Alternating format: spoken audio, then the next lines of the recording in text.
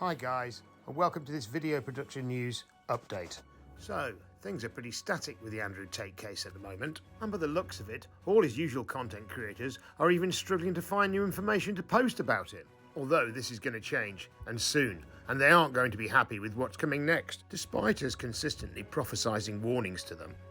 So I thought I would take this opportunity to give a short legal clarification that although is probably teaching most of our regular viewers to suck eggs, still needs to be legally pointed out. First of all, despite Andew Tate fans trying to convince us otherwise, he has not been released in any way from preventative detention, and he is still fully in the now final stages of the investigation and imminently awaiting to be charged and enter the actual full disclosure phase, which is the part of this process that I would actually like to clarify in this video and for the record going forward. Generally in most of Europe and the UK, investigation, charging and trial phases are handled using the same legal procedures. And it is important that we actually understand each individual phase of this process. So moving forward from here, there is no lack of clarity or misunderstanding of any of these procedures. The very real point we need to fully understand here is that the Tates have not been charged yet, and that the laws on charging in many European countries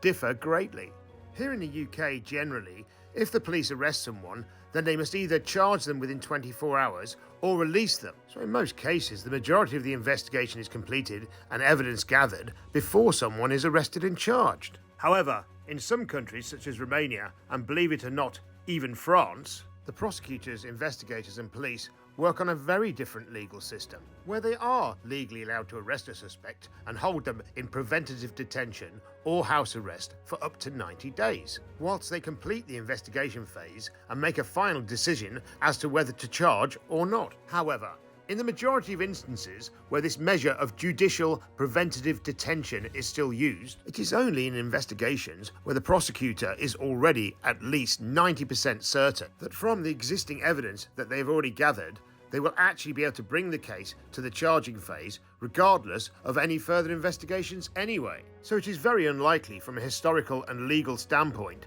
that the Tate's arrest and placement under preventative detention would have happened in the first place if the prosecutor didn't already have enough existing evidence to charge them with, even before they were arrested and confined. So it will only be after the Tates are charged and are languishing in Rahova prison on remand awaiting trial that the full evidential disclosure phase will occur. It's then at this point, and only at this point, that the prosecutor is legally forced to disclose all evidence that he's used to charge the suspect and what he will be presenting in court, usually many months down the line, to actually secure the final conviction. So being as though the Tates haven't yet been charged, and thus the full legal disclosure phase of the investigation has not yet been reached, the only actual legal snapshot that can be taken from the current phase is that the prosecutor obviously has much more evidence that he is holding in reserve that has not been disclosed yet, that he will very shortly be presenting in order to fully secure the charging and imprisonment until trial of the Tates. So consequently,